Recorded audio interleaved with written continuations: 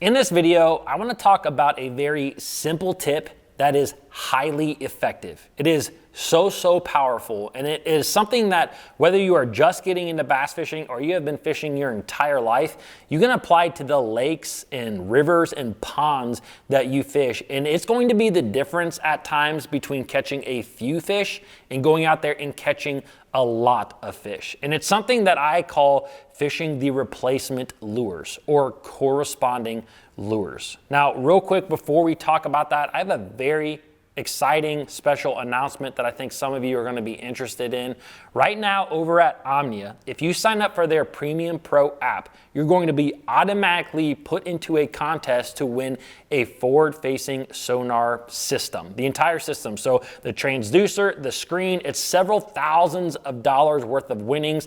And right now, if you are a Premium Pro member, you're gonna, up until February 20th, you will be entered into this contest. So if you don't know what Premium Pro is, it's an app that is actually really cool. I've been using it a lot lately. And basically you can have your map of a lake that you're fishing and you can overlay a lot of different options. This is one of the features that I love. One thing that I love is being able to overlay a bottom composition map. So this composition map a lot of times will tell you whether there's grass in an area or whether there's a hard bottom area or whether it's a muddy area. You can also overlay other options like wind direction, water temperature, water clarity. It's a really cool app, and right now you can win big if you are a member. So I'm going to leave a link down below in the description for it. All right, let's get into fishing replacement baits or corresponding lures. This is something that, like I said, it is so very powerful. And this really derives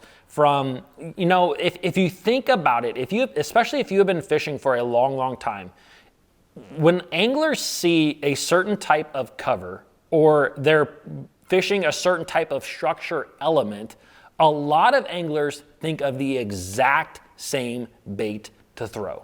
This happens no matter where I've been across the country. There's anglers that see something, they want to fish the exact same bait, and so therefore they do fish the exact same bait. I remember growing up here in Ohio, this is where I really first saw this because we have a ton of pressure on the lakes around here, and there was a lake near me where everybody fished riprap banks to catch bass. You know, whether that was a bridge causeway or maybe a jetty that they put in, these riprap banks, and every single angler who went down that riprap was throwing a square bill crankbait. And I'm not going to say that it didn't work because obviously guys were catching fish on them, but you got to imagine, you got to believe that once the bass have seen 100 different square bills in the same day, there's going to be a vast majority of them that are probably not going to respond really well to those lures.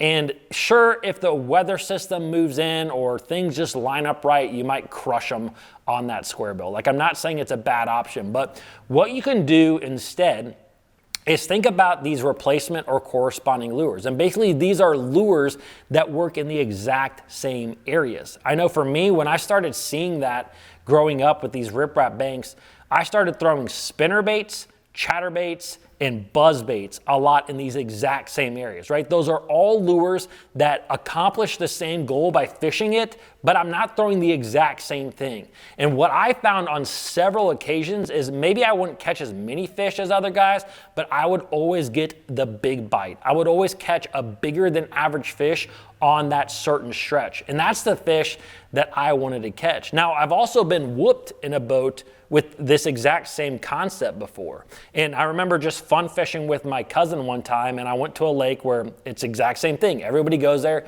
and flips and pitch, and you can catch a bunch of bass flipping and pitching wood cover.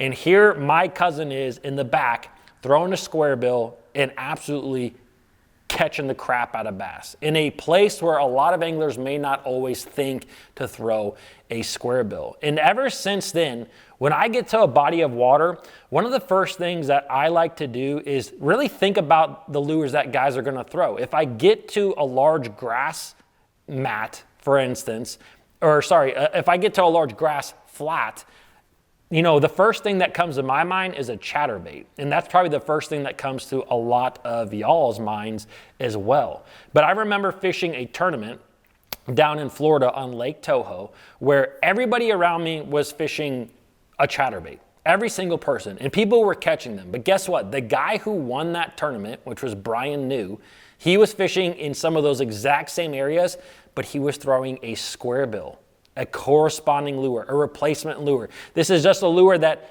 honestly, it just had a little bit different vibration, a little bit different sound, a little bit different wiggle to it, and the bass were responding a lot better to that lure. So I always try to think nowadays, what is my first thought? And then also, what is something that can kind of replace that thought? What is something that kind of corresponds with that lure? And I guarantee that if you think about the lakes that are around you or the ponds that are around you, there's probably a couple of lures that, like, you know, this exact same thing. Like, you know in the back of your mind what these lures are that everybody throws. And you can probably also think about some lures that will correspond that well in those exact same areas. I hope that this is making sense to you, because this is something that truly is that powerful. And I have seen it work all over the nation. And you see it in a lot of bigger tournaments when guys start to think a little bit outside of the box, but not completely reinvent the wheel. I'm going to give you one more example of this. You know, down on Lake Gunnersville, a trap is one of the best baits to fish in that early springtime, a rattle trap, a lipless crankbait. And red is always a great color to throw down there. Now, obviously, there's a lot of anglers that go out there and catch the fire out of bass.